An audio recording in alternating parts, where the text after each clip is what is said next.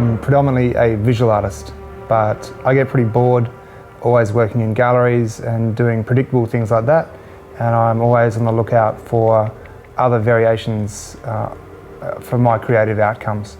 So sometimes it's making things publicly, sometimes it's projects like the Australian Bureau of Worthiness. I'm sure there'll be many other things in the future. And I started out as a theatre actor, and I still am a theatre actor, but I also devise my own performances and do a lot of stand-up work with a comedian, but also just doing some storytelling, talking directly to audiences.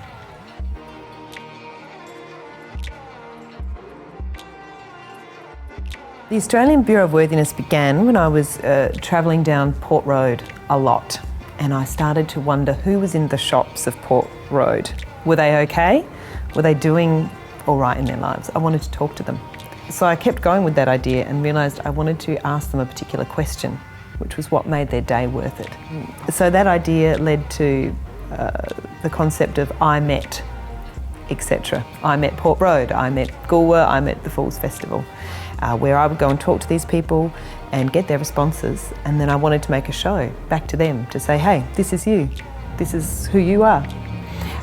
Tessa Leong is a theatre director, and we've worked on and off on projects for a long time, and she's always been in my mind, and we really connect. So she was instantly collaborating.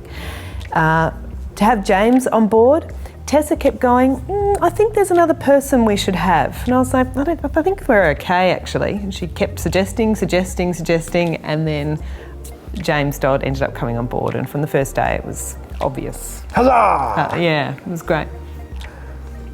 And I was very excited to receive the invitation to work with Tessa and Emma. And their idea, as it was described to me in the first place, was something that I found intriguing. And then to actually spend time exploring this idea of what makes your day worth it has been amazing for me. And often my role is to make drawings and to produce visual components for our outcomes, as well as contributing to our kind of three-way conversation that happens as we build the show.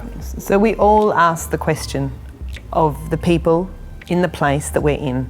We select people randomly. There's no set way we do that.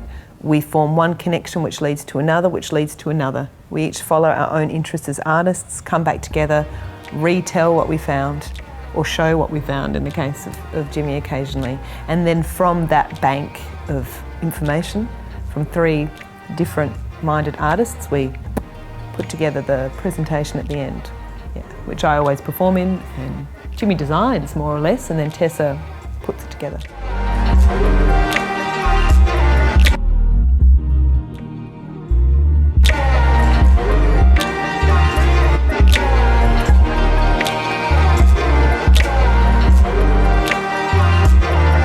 And also the quick turnaround. So at the Falls Festival, for example, I did it in 3 days. I was there on my own. So I did 3 days from talking to bang, I was on.